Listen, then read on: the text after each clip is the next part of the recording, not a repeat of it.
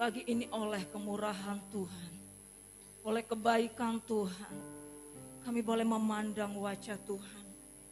Karena ketika kami memandang Engkau, di situ kekuatan yang baru Engkau sediakan bagi kami. Sukacita yang baru, berkat yang baru Engkau beri bagi kami. Dan saat pagi hari ini Bapa, kami rindu dengar kebenaran firman Tuhan. Mari Engkau berbicara dalam kehidupan kami. Apa yang menjadi isi hati Tuhan, apa yang menjadi maunya Tuhan bagi jemaat-jemaat yang ada, berbicaralah Engkau.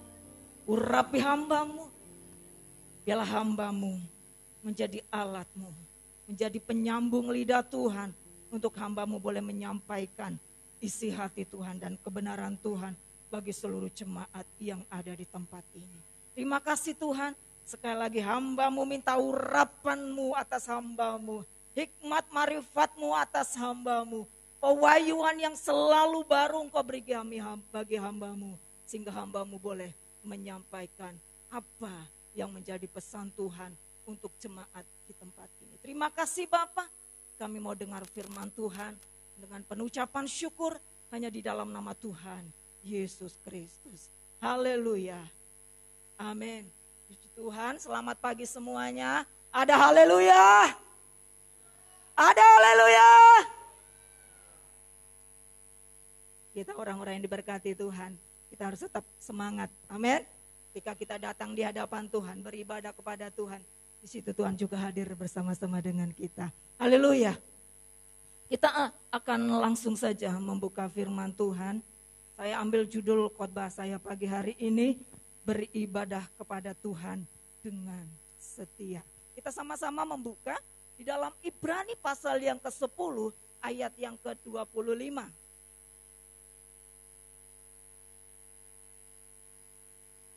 Ibrani pasal yang ke-10 ayat yang ke-25. Kita akan membaca secara bersama-sama. Dengan hitungan ketiga kita akan mulai membacanya. Ibrani pasal yang ke-10 ayat yang ke-25. 1, 2, 3. Janganlah kita menjauhkan diri dari pertemuan-pertemuan ibadah kita seperti dibiasakan oleh beberapa orang. Tetapi marilah kita saling menasehati dan semakin giat melakukannya menjelang hari Tuhan yang mendekat. Bapak Ibu saudara dikasih dalam Tuhan, di sini dikatakan bahwa jangan kita menjauhkan diri dari pertemuan-pertemuan ibadah kita. Ayat selanjutnya dikatakan seperti dibiasakan oleh beberapa orang. Tetapi marilah kita saling menasehati dan semakin giat melakukannya menjelang hari Tuhan yang mendekat. Kalau kita berbicara tentang beribadah kepada Tuhan, ini adalah satu perintah, ini adalah satu kewajiban bagi setiap kita orang-orang yang percaya. Dan saya yakin setiap agama apapun pasti akan mengajarkan bahwa ketika menganut agama tertentu harus beribadah kepada Tuhannya. Kita orang-orang percaya, orang-orang yang diselamatkan Tuhan, orang-orang yang sudah diangkat menjadi anaknya. Kewajiban kita adalah beribadah kepada Tuhan. Dan perintah Tuhan hari ini jangan kita menjauhkan diri dari pertemuan-pertemuan ibadah kita. Saya bersyukur jemaat GBD Telaga Kasih adalah jemaat-jemaat yang setia. Amin. Karena apa? Jemaat GBD Telaga Kasih tahu kewajibannya sebagai orang-orang yang percaya. Kewajibannya adalah beribadah kepada Tuhan. Beberapa minggu yang lalu Bapak Gembala menyampaikan firman Tuhan bahwa orang hidup itu pasti mati. Hidup itu adalah kepastian. Jadi ketika ada waktu, ada kesempatan yang Tuhan masih beri. Artinya ketika kita masih hidup ini loh, ketika Tuhan masih percayakan untuk kita hidup, jangan sia-siakan waktu yang Tuhan beri bagi kita. Jangan sia-siakan kesempatan yang Tuhan beri bagi kita. apa yang menjadi perintah Tuhan? Salah satunya adalah beribadahlah kepada Tuhan. Di sini dikatakan bahwa dan semakin giat melakukannya menjelang hari Tuhan yang mendekat. Artinya apa? Kita harus semakin setia. Hari-hari ini memang bukan hari-hari yang mudah. Begitu banyak alasan untuk orang tidak bisa datang kepada Tuhan. Karena masalah, karena persoalan, karena sakit penyakit, karena pergumulan hidup, dan lain sebagainya. Sehingga apa? Orang tidak lagi mengindahkan apa yang menjadi kehendak Tuhan. Orang tidak lagi ingat, oh bahwa aku anak Tuhan, aku harus datang, aku harus beribadah kepada Tuhan. Waktu yang Tuhan beri bagi kita, tidak sepenuhnya untuk kita ada di rumah Tuhan terus. Untuk kita beribadah kepada Tuhan terus, tidak. Ibadah seperti hari ini aja cuma berapa mungkin? 1,5 jam, paling lama tuh 2 jam. Waktu yang begitu pendek sebenarnya dibanding dengan waktu-waktu yang Tuhan beri untuk kita dapat bekerja, melakukan segala sesuatu dan lain sebagainya. Tuhan kita yang kita sembah itu Tuhan yang sangat-sangat bijaksana. Tuhan tidak egois. Tuhan meminta waktunya hanya sedikit buat kita. Untuk apa? Untuk kita bisa datang ke hadapan Tuhan, untuk kita bisa beribadah kepada Tuhan. Perintah Tuhan, jangan jauhkan diri dari pertemuan. Kata jangan itu berarti larangan.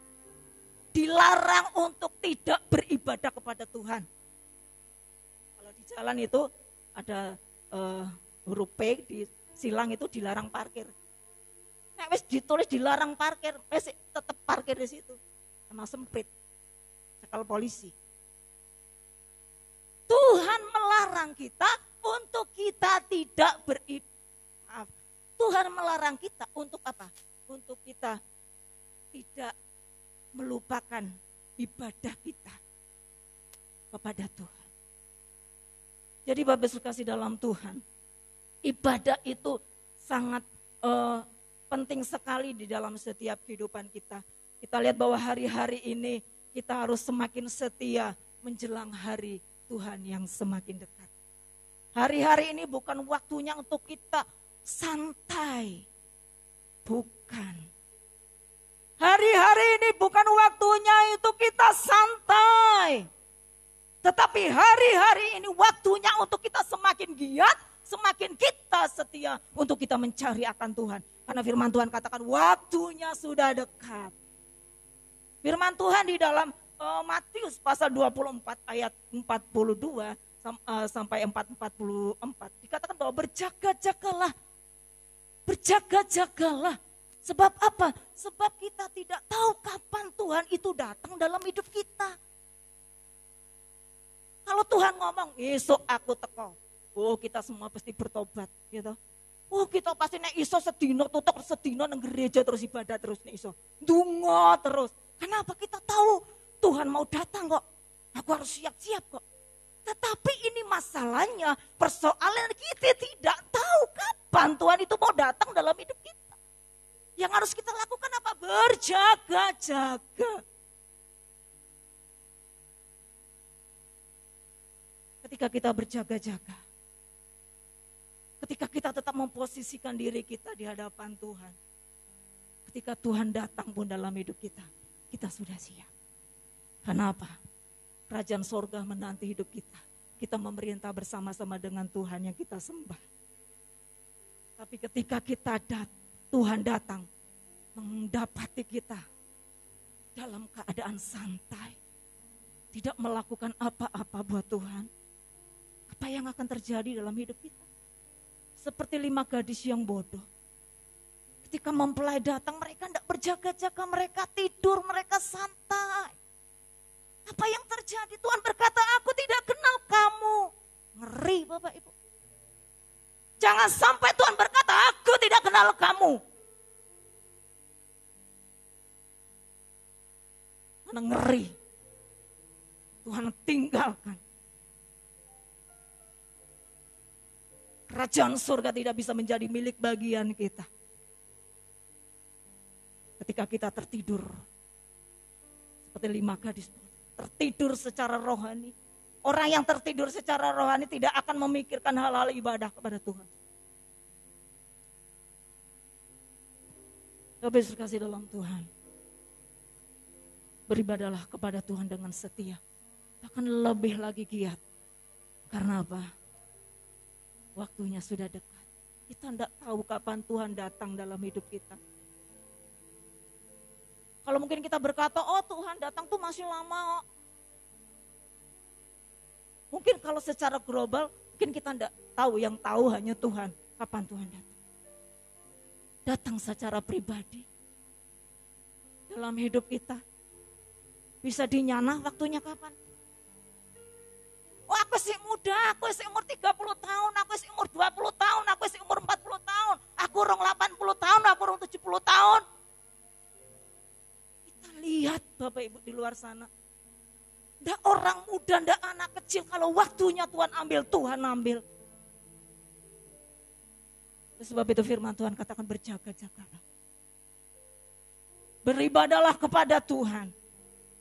Karena itu yang Tuhan mau di dalam setiap kehidupan kita. Bapak Ibu Saudara yang kasih dalam Tuhan. Di dalam Yesaya 55 ayat 6 dikatakan bahwa carilah Tuhan selagi ia dapat ditemui. Maksudnya apa? Selagi ada kesempatan untuk kita cari Tuhan, carilah Tuhan. Bapak Ibu, mengapa sih kita kok tidak boleh menjauhkan diri dari pertemuan ibadah kita? Kenapa sih? Kok tidak boleh? Kenapa sih kok aku harus setia? Kenapa sih aku harus giat untuk aku datang beribadah kepada Tuhan? Kenapa? Karena di dalam ibadah, yang pertama, ada pujian yang dinaikkan kepada Tuhan. Coba minta tolong Kak Timo, 2 Tawarik 5 ayat 13. 2 Tawarik 5 ayat yang ke-13 dan 14.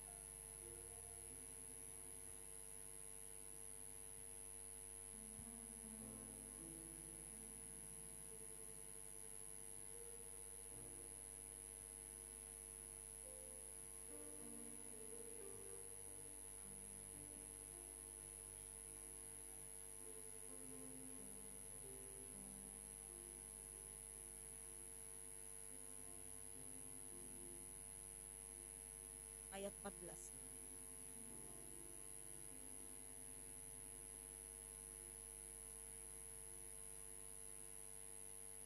Bapak Ibu sekalian dalam Tuhan, saya katakan tadi, mengapa kita tidak boleh menjauhkan dari pertemuan-pertemuan ibadah kita? Karena di dalam suatu ibadah, karena dalam pertemuan ibadah kita, ada pujian kita naikkan kepada Tuhan. Dan kita ketika kita menaikkan pujian kepada Tuhan, tadi firman Tuhan katakan apa? Kemuliaan Tuhan turun. Ada pujian mengatakan saat ku menyembahmu, rohmu bekerja, saat ku memujimu, kau bertata di atas pujian. Ketika kita beribadah kepada Tuhan, di situ ada pujian yang dinaikkan. Tuhan bertata di atas setiap pujian kita umat-umatnya. Kemuliaan Tuhan turun atas setiap kita. Jadi Bapak Ibu kasih dalam Tuhan, ketika kita beribadah, ada pujian yang kita menaikkan kepada Tuhan. Ketika kita menaikkan pujian, berarti apa? Dalam hati kita ada ucapan syukur yang kita naikkan kepada Tuhan. Mengapa kok kita harus bersyukur Bapak Ibu? Tuhan sangat baik dalam hidup kita. Sadar enggak sadar Bapak Ibu, kita ada loh sampai detik hari ini dengan kekuatan, dengan kesehatan, dengan semua yang kita miliki. Semua karena kemurahan Tuhan. Semua karena kebaikan Tuhan. Jadi dengan apa kita bisa balas kasihnya Tuhan yang begitu besar dalam hidup kita? Dengan harta dengan kita, itu tidak cukup. Tuhan tidak perlu itu. Tapi Tuhan mau melihat setiap orang-orang yang percaya kepadanya semuanya datang beribadah kepada Tuhan, menaikkan pujian bagi Tuhan. Karena Tuhan senang dipuji oleh setiap kita umat-umatnya. Ketika kita memuji Tuhan, kita sedang menaikkan syukur kepada Tuhan. Dan orang yang bisa menaikkan syukur adalah orang yang tahu berterima kasih kepada Tuhan. Kita harus berterima kasih sama Tuhan. Tuhan baik. Tuhan setia menolong kita. Tuhan setia memberkati kita. Tuhan setia loh menyertai kita. Kemanapun kita pergi dan berada di situ, Tuhan beserta kita. Patut untuk kita berterima kasih kepada Tuhan. Di dalam ibadah itulah ada pujian yang dinaikkan. Ada ucapan syukur, ada rasa terima kasih yang kita berikan kepada Tuhan. Dan ketika kita memuji Tuhan, Tuhan hadir bersama-sama dengan kita, amin. Tuhan ada bersama-sama dengan kita, artinya apa? Ketika Tuhan hadir bersama-sama dengan kita, Tuhan lihat hati kita satu persatu. Tuhan lihat hidup kita satu persatu kepada kita, anak-anak yang dikasihinya. Tuhan senang. Anak-anakku adalah anak-anak yang tahu beribadah, tahu untuk mengucap syukur, tahu untuk memuji Allah.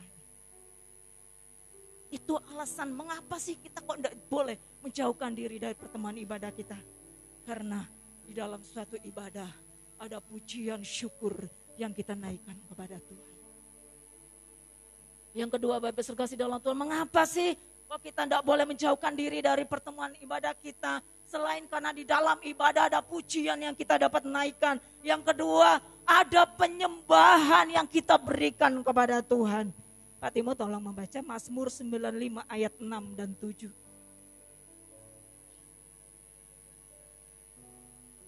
Mazmur 95 ayat 6 dan ayat yang ke-7.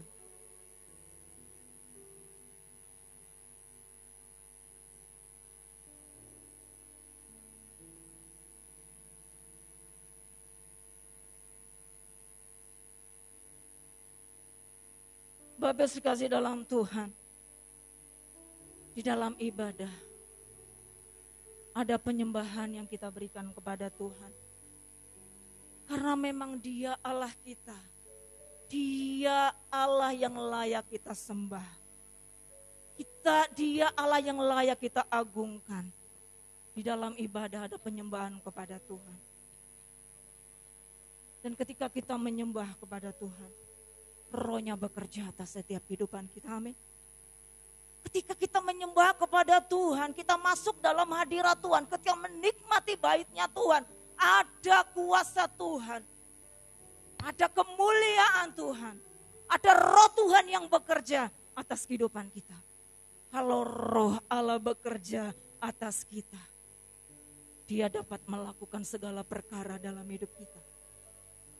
Ketika kita menyembah Dia, hadirat Tuhan turun di tempat ini. Kemuliaan Tuhan diturun di tempat ini. Tuhan sanggup melakukan segala perkara.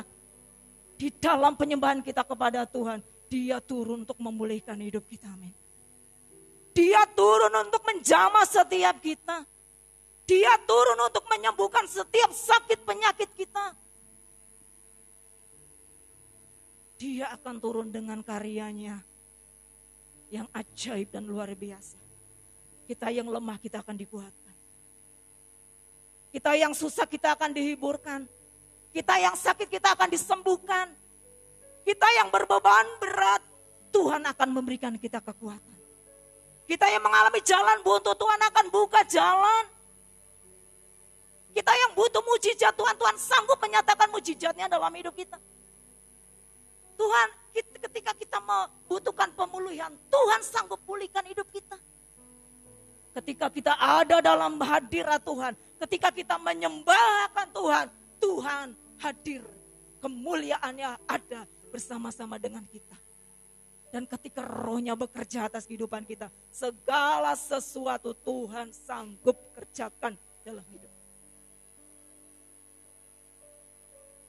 Jadi ketika kita beribadah kepada Tuhan, ada pujian yang kita naikkan, ada penyembahan yang kita berikan kepada Tuhan. Karena memang Dia Allah yang layak kita sembah, yang layak terima setiap penyembahan kita dari umat-umatnya. Dan ketika kita menyembah Dia, perkara yang besar Tuhan sanggup berikan dalam kehidupan kita. Dia akan hadir menjamah, melawat, memulihkan, menyembuhkan setiap kehidupan kita. Bapak Ibu Saudara yang dikasih dalam Tuhan, mengapa sih kita kok tidak boleh menjauhkan diri dari pertemuan ibadah kita? Selain di dalam ibadah ada pujian, ada penyembahan yang kita naikkan kepada Tuhan. Dan di dalam ibadah itu ada doa yang kita naikkan kepada Tuhan. Yakobus 5 ayat yang ke-16.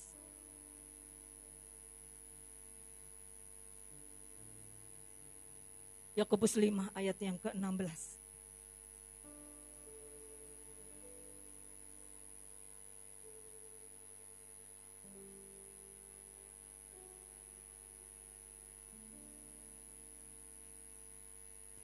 Bapak Ibu sekasih dalam Tuhan, mengapa kita tidak boleh menjauhkan diri dari pertemuan ibadah? Karena di dalam ibadah ada doa yang kita naikkan kepada Tuhan. Ketika kita datang beribadah kepada Tuhan, kita berdoa kepada Tuhan. Apapun yang menjadi pokok doa kita, entah itu buat pekerjaan Tuhan, buat pribadi kita, buat keluarga kita, buat usaha kita, buat pekerjaan kita, bagi orang-orang sekitar kita dan lain sebagainya. Apapun yang kita doakan dan naikkan kepada Tuhan, Tuhan berjanji bahwa ketika kita berdoa, Tuhan mendengar. Doa orang yang benar bila dengan yakin didoakan sangat besar kuasanya. Amin.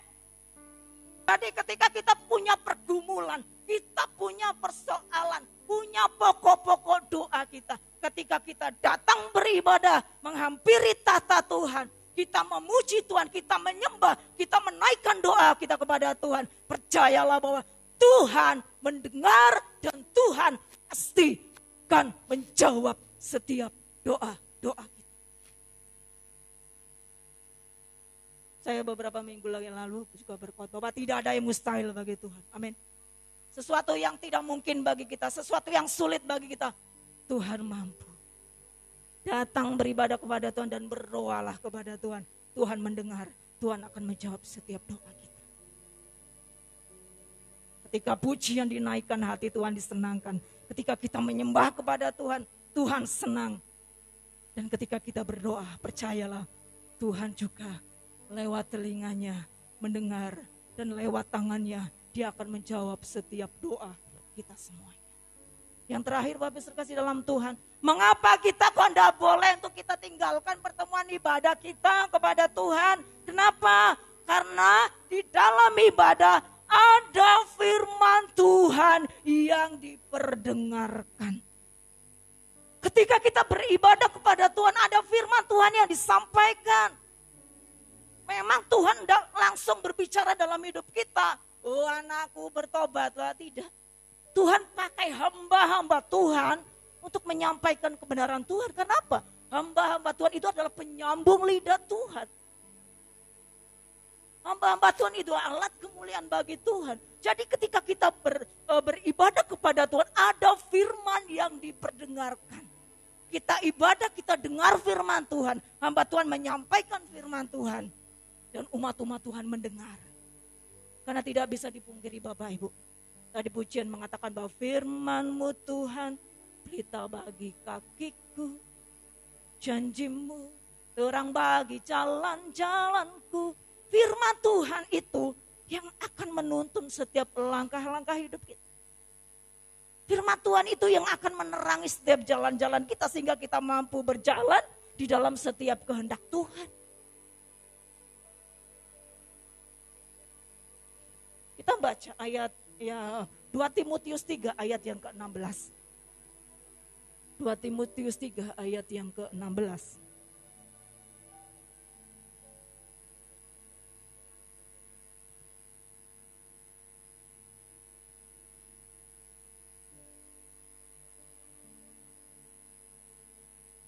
Bapak Ibu Saudara yang kasih dalam Tuhan, di dalam suatu ibadah ada firman Tuhan yang diperdengarkan. Di mana ayat ini dikatakan segala tulisan yang diilhamkan Allah ini adalah firman Tuhan. Memang bermanfaat untuk apa? Mengajar. Ketika kita beribadah kepada Tuhan, firman Tuhan disampaikan, firman Tuhan mengajar kita tentang apa? Kebenaran. Yang namanya diajar, hal yang tidak kita tahu, karena kita diajar, kita jadi tahu. Contohnya begini, aku tidak tahu nih kalau mencuri itu dosa. Firman Tuhan mengajar, mencuri itu dosa. Kita jadi tahu, oh kalau mencuri dosa tuh. Setelah itu kita tidak mencuri lagi. Karena apa? Kita tahu, oh kalau mencuri itu dosa. Inilah manfaat firman Tuhan, mengajar kebenaran dalam hidup kita. Sehingga kita tahu, mengerti apa yang menjadi maunya Tuhan dalam hidup kita. Kita diajar oleh firman Tuhan, kita yang tidak tahu jadi tahu. Sehingga hidup kita penuh dengan yang namanya firman Tuhan. Dan firman Tuhan itu yang akan menerangi setiap jalan hidup kita. Sehingga apa? Kita tidak salah melangkah. Sehingga apa? Kita tidak salah berjalan. Sehingga kita jalannya di jalan yang benar. Bukan di jalan yang salah. Yang ujungnya adalah maut. Bukan. Itulah manfaat firman Tuhan. Mengajar setiap kehidupan kita. Ayat selanjutnya dikatakan. Untuk menyatakan kesalahan.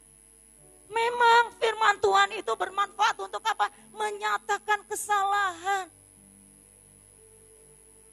Ketika hamba Tuhan berkhotbah, khotbahnya kok pasmen. Wah, pendeta niki sengaja iki nyelentik aku iki. Sengaja iki ngotbahi aku iki. Saya sering dengar di luar sana jemaat kepahitan dengan hamba Tuhan dan gembalanya. Kenapa? Dikira sengaja. Buka wadine, sengaja nyelentik lewat mimbar ke lo. Umbar salahku. Tapi kita lihat firman Tuhan katakan memang firman Tuhan bermakna untuk apa? Menyatakan kesalahan. Linda, kamu sudah berdosa. Aku sadar jadi, oh Tuhan, aku sudah berdosa Tuhan. Ketika saya tahu saya berdosa, saya datang kepada Tuhan. Saya minta ampun, saya sudah bertobat dan saya tidak melakukan dosa lagi. Memang firman Tuhan bermanfaat untuk menyatakan kesalahan kita supaya apa? Kita sadar kalau kita salah. Jangan marah ketika hamba Tuhan menyampaikan firman Tuhan dan pas dengan apa yang kita alami. Karena memang firman Tuhan manfaatnya untuk menyatakan kesalahan. Sehingga kita tahu, kita bisa bercermin dari hidup kita. Oh, aku begini, oh aku begitu, dan aku harus begitu. Ayat selanjutnya dikatakan bahwa untuk memperbaiki kelakuan. Firman Tuhan bermanfaat untuk memperbaiki kelakuan kita. Kelakuan yang tidak berkenan di hadapan Tuhan, kelakuan kita yang jahat di hadapan Tuhan. Firman Tuhan yang akan memperbaikinya. Sehingga apa? Kita menjadi orang-orang yang kelakuannya bersih di hadapan Tuhan. Amin. Sehingga kita menjadi orang-orang, menjadi alat kemuliaan bagi nama Tuhan. Ketika kelakuan kita bersih, Tuhan senang. Tuhan memandang layak hidup kita di hadapan Tuhan. Ayat selanjutnya dikatakan bahwa dan untuk mendidik orang dalam kebenaran. Bapak Yesus kasih dalam Tuhan, firman Tuhan mendidik kita dalam kebenaran sehingga apa? Kita menjadi orang-orang yang hidup di dalam kebenaran firman Tuhan.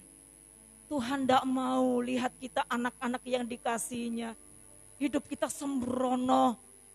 Hidup kita semau kita sendiri. Hidup kita tanpa aturan firman Tuhan. Kita berjalan sendiri menurut akal pikiran kita. Hati kita. Tapi Tuhan mau. Di dalam setiap kehidupan kita. Firman Tuhan ini loh. Manfaatnya untuk apa? Mendidik kita di dalam kebenaran. Sehingga kita benar-benar menjadi orang-orang yang hidup di dalam kebenaran firman Tuhan. Bapak Ibu dikasih dalam Tuhan. Jadi betapa pentingnya ibadah itu. Dalam ibadah ada pujian yang kita naikkan, ada penyembahan, ada doa, ada firman Tuhan yang kita dengarkan. Bukankah ini paket komplit? Dan Tuhan hadir di bait sucinya. Ketika kita datang beribadah kepada Tuhan, Tuhan dari surga sedang melihat hidup kita. Tuhan bahkan ada di tempat ini sedang melihat keadaan kita hari-hari ini. Tuhan sedang melihat hati kita saat hari ini. Tuhan begitu mengasihi dalam hidup kita. Tuhan tidak mau kita menjadi orang-orang yang tersesat. Tuhan tidak mau kita seperti domba-domba yang tersesat. Tuhan tidak mau. Tuhan mau mendidik kita, Tuhan mau mengajar kita, memperbaiki kelakuan kita, memperbaiki hidup kita, mendidik kita dalam kebenarannya. Sehingga benar-benar hidup kita layak ada dalam pemandangan Tuhan. Bapak kasih dalam Tuhan, saya mau katakan, setialah kepada Tuhan. Amin. Setialah beribadah kepada Tuhan. Di gereja kita, tidak cuma hari Minggu. Ada hari Rabu doa, itu juga pertemuan ibadah. Ada FA, itu juga pertemuan ibadah. Ada pemuda remaja. Ada anak-anak sekolah minggu yang khusus untuk anak sekolah minggu. Nah, kita orang tua melu sekolah minggu ya diguyu. Ada tempatnya. Jadi Bapak kasih dalam Tuhan, jangan jauhkan diri dari setiap pertemuan-pertemuan ibadah kita. Seperti yang orang biasakan di luar sana. Tetapi kita jemaat GBI Telaga Kasih, kita menjadi orang-orang yang semakin giat, orang-orang yang semakin setia untuk mencari Tuhan, untuk beribadah kepada Tuhan. Katakan amin. Sebenarnya saya akan ada kelanjutannya sebenarnya, cuma waktunya. Mungkin saya akan persingkat saja ya. Ketika kita beribadah kepada Tuhan, ada berkat-berkat sebenarnya yang Tuhan berikan dalam hidup kita. Kita lihat yang berkat yang pertama dan ayat berkat yang saya ada 4 ya. Ke-4 aja ya, 2 aja. Di dalam Mazmur 84 ayat yang kelima, tolong Bapak Timo.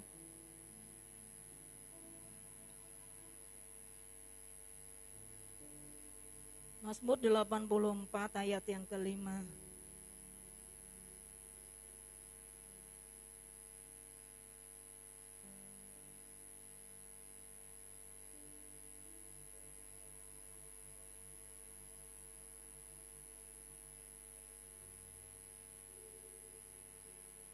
Mazmur 84 ayat 5 ya. 84. Ya.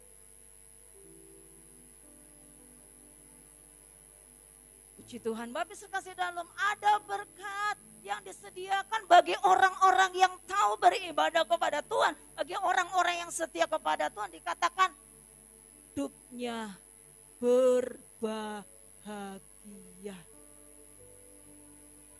Orang yang tahu beribadah kepada Tuhan, berkatnya adalah berkat kebahagiaan. Orang yang tahu beribadah kepada Tuhan, hidupnya akan berbahagia. Hidupnya akan merasakan damai sejahtera dalam hidupnya. Coba Bapak Ibu, kalau kita tuh rutin datang ke gereja, setia, ketika suatu saat kita tidak datang ibadah, rasanya piye? Tidak damai, tidak sejahtera, galau dan lain sebagainya. Saya pernah merasakan ketika saya ada di rumah sakit waktu habis operasi itu, saya di rumah sakit sendiri, sementara Bapak Gembala dan jemaat beribadah di tempat, nangis rasanya, aduh rasanya gimana, tidak damai, rasanya jauh dari kebahagiaan. Memang ketika kita jauh dari Tuhan, kebahagiaan itu tidak akan dapat dalam hidup kita. Tetapi ketika kita setia beribadah kepada Tuhan, setia mencari Tuhan, berkatnya adalah kebahagiaan. Amin. Kebahagiaan yang Tuhan berikan sifatnya kekal. Kebahagiaan yang Tuhan berikan tidak dimiliki oleh dunia ini. Dunia mungkin bisa memberikan kebahagiaan bagi kita, tapi sifatnya semu. Tapi kebahagiaan yang Tuhan berikan itu sempurna dalam hidup kita. Mungkin dompetnya tipis, kalau kita orang-orang yang beribadah kepada Tuhan, bahagia tetap. Amin. Mungkin yang belum dapat pasangan hidup, karena kita orang-orang yang setia tetap happy kok. Kita percaya kok waktunya nanti Tuhan pasti berikan. Amin. Mbak Fitri amin ya. Mas Santo amin ya. Mas Antoni amin ya, semuanya ya, mudah-mudahan amin ya. Kebahagiaan yang sejati itu Tuhan beri, tidak memandang keadaan dunia ini. Bagi orang-orang yang tahu beribadah kepada Tuhan, kebahagiaan menjadi milik bagian kita. Mungkin makannya pakai sambal terasi, coel, daun ubi, tetap happy. Amin. Karena apa? Kita orang-orang yang hidup dalam kebenaran Tuhan dan tahu beribadah kepada Tuhan. Dan berkat yang lainnya adalah akan mendapatkan kekuatan yang baru. Masih di dalam Mazmur 84 ayat yang ke-8. Kita akan mendapatkan kekuatan yang baru bagi kita orang-orang yang setia beribadah kepada Tuhan, Bapak Ibu. Seringkali dalam kondisi seperti sekarang ini apalagi, seringkali kita khawatir, seringkali kita takut, seringkali keadaan membuat kita lemah, membuat kita bimbang, membuat kita putus pengharapan, membuat kita takut, kita galau, kita gelisah, kita lemah, letih, lesu, berbeban berat dan lain sebagainya. Tetapi ketika kita menjadi orang-orang yang tahu beribadah kepada Tuhan dan setia mencari Tuhan, kekuatan yang baru Tuhan berikan. Masalah boleh datang dalam hidup kita, kesulitan hidup boleh datang dalam hidup kita. Tetapi ingat, kekuatan yang baru Tuhan selalu beri dalam kehidupan kita. Ketika kita tidak berdaya, kita tidak mampu menghadapi persoalan pergumulan kita, ada tangan Tuhan yang sanggup memberikan kita kekuatan bagi kita orang-orang yang setia mencari dan beribadah kepada Tuhan. Tuhan tidak akan tinggal diam. Matanya akan tertuju dalam hidup kita. Tangannya akan terulur untuk menolong, memberi kekuatan yang baru dalam hidup kita. Sehingga apa? Kita mampu bertahan dalam apapun yang kita hadapi. Kita tetap mampu berjalan untuk kita hidup di dalam kehendak-Nya. Jadi Bapak sekasih dalam Tuhan, jadilah orang-orang yang setia beribadah kepada Tuhan. Dan Tuhan senang melihat kita anak-anak yang setia. Karena di dalam ibadah ada pujian yang dinaikkan, hati Tuhan disenangkan. Ada pujian yang kita, penyembahan yang kita berikan kepada Tuhan. Tuhan hadir dalam setiap penyembahan kita. Dan ketika Tuhan hadir, sesuatu yang besar dapat terjadi. Mujizat, perkara yang heran, ajaib Tuhan sanggup kerjakan dalam hidup kita. Tuhan sanggup pulihkan hidup kita. Ketika kita datang beribadah kepada Tuhan, ada doa yang kita naikkan. Ketika kita berdoa, Tuhan mendengar dan janji Tuhan, Tuhan akan menjawab doa kita. Dan ketika kita beribadah kepada Tuhan, ada firman Tuhan yang diperdengarkan. Di mana firman Tuhan yang akan mengajar kita. Yang akan mendidik kita. Yang akan memperbaiki kelakuan kita. Yang akan mengajar kita tentang soal-soal kebenaran. Sehingga benar-benar kita tetap menjadi anak-anak Tuhan. Yang seperti apa yang Tuhan mau dalam hidup kita. Jadi kesimpulannya Bapak Ibu sekasih dalam Tuhan. Setialah beribadah kepada Tuhan. Karena banyak upah yang Tuhan beri dalam kehidupan kita. Kita mungkin bersusah-susah datang beribadah. Tuhan lihat, Tuhan sediakan upahnya bagi kita. Amin. Banyak hal yang berkat-berkat yang Tuhan akan berikan dalam kehidupan kita. Kita sudah lihat dua tadi, kebahagiaan menjadi milik bagian kita. Dan apa kekuatan yang senantiasa baru menjadi milik dan bagian kita. Bagi orang-orang yang tahu mencari dan setia beribadah kepada Tuhan. Tuhan Yesus memberkati. Waktu selanjutnya serahkan kepada Bapak Gembala.